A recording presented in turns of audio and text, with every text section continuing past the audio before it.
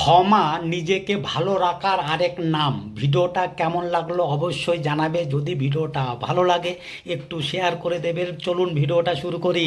ক্ষমা নিজেকে ভালো রাখার আরেক নাম।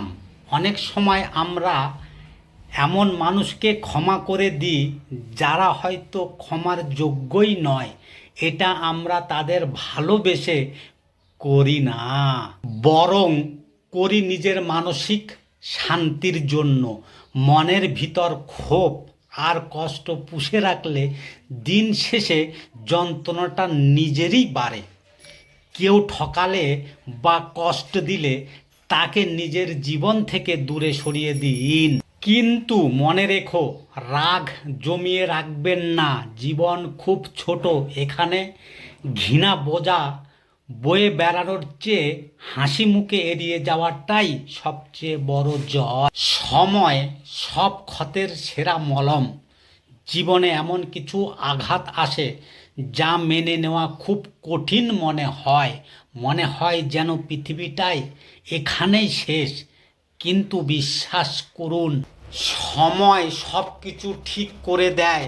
আজ যে কষ্টটা আপনাকে ঘুমাতে দিচ্ছে না, কয়েক বছর পর হয়তো সেই কষ্টের কথা ভেবে আপনি নিজেই হাসবেন। শুধু নিজেকে একটু সময় দিন, দেখবেন সব ঠিক হয়ে যাবে। নিঃস্বার্থ বলে কিছুই নেই। মানুষ যতই অস্বীকার করুক, প্রত্যেকটা দেওয়ার ভিতরেই লুকিয়ে থাকে অদেখা কোনো পাওয়ার আকাঙ্ক্ষা। কেউ সময় দেয় মনে রাখার আশায়, কেউ পাশে থাকে একদিন পাশে পাবে বলে, কেউ ভালোবাসে হারিয়ে না যাওয়ার ভয় থেকে। এই পৃথিবীতে কেউ কারো জন্য পুরোপুরি নয়। সবাই কারো না কারো কাছে নিজের শূন্যতা পূরণের জন্যই আসে।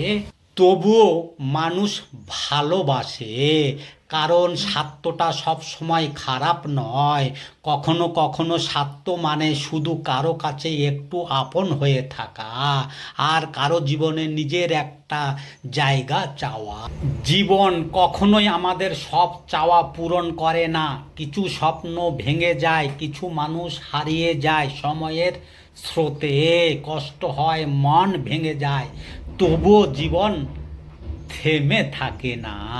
চলার পথ বন্ধ হয়ে যায় না।